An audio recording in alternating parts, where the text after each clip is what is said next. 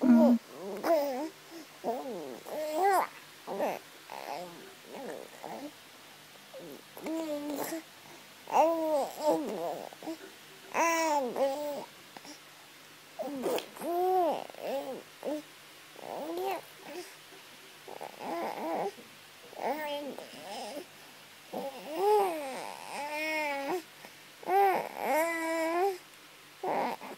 Con nói gì á hả?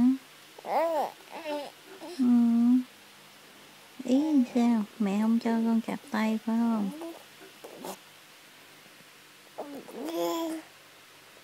Ừ.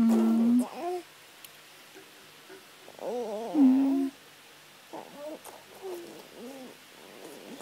Mẹ không cho cặp tay, con ý kiến phải không? Ừ.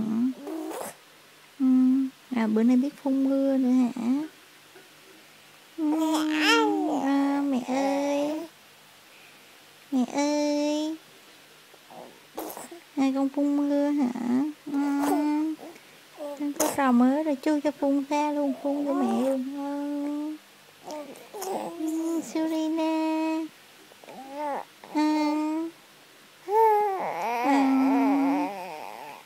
Cục cưng á hả? Mẹ đi dạy con ở nhà nhớ mẹ không? Kìa, cái lưỡi nó nhọn kìa. Cái lưỡi nó nhọn kìa. Ting ting.